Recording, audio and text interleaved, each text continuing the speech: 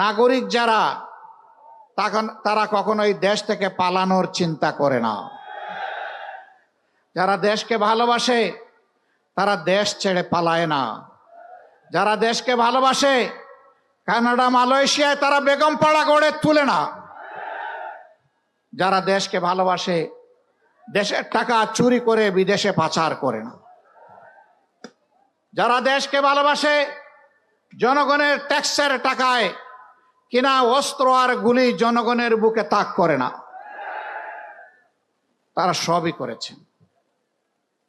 তারা চেয়েছিলেন অতীতের ফ্যাসিস্টের শিরোমণি ফেরাউনের মতো এই দেশকে নিয়ন্ত্রণ করতে।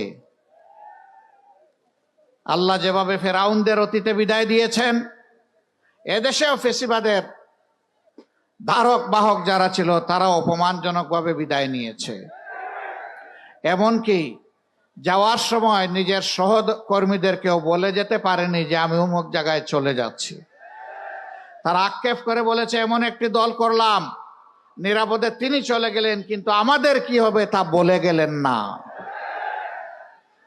এমন রাজনীতি বড় লজ্জার রাজনীতি। এই দল যারা করতেন,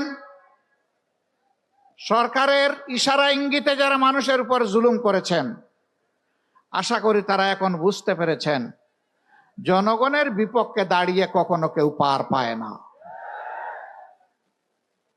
আপনারা জানেন এই সরকার ক্ষমতায় আসার পরে এদেশের 18 কোটি মানুষের উপরেই তাণ্ডব চালিয়েছিল।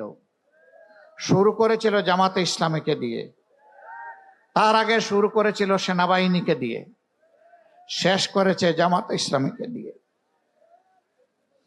শুরু করেছে নেতৃবৃন্দের বিরুদ্ধে মিথ্যা মামলা দিয়ে, বন্দি করে, বিচারের নামে তামসা করে হত্যা করার মধ্য দিয়ে, আর শেষ করেছে জামাতে ইসলামীকে নিষিদ্ধ ঘোষণা করে। আজকে বাংলাদেশের জনগণের অন্তর থেকে কে নিষিদ্ধ হয়েছে? কে? জুড়ে বলেন। এখন তো আর বাপ বেটা দুপুরবেলা একই টেবিলে বসে খাবার খাচ্ছে, সেখান থেকে তাদেরকে ধরে নিয়ে বলেছে তারা রাষ্ট্রের বিরুদ্ধে ষড়যন্ত্র করছিল। সেই আশঙ্কা এখন তো নেই। তাহলে গলা ঝেড়েই বলুন এরা কারা?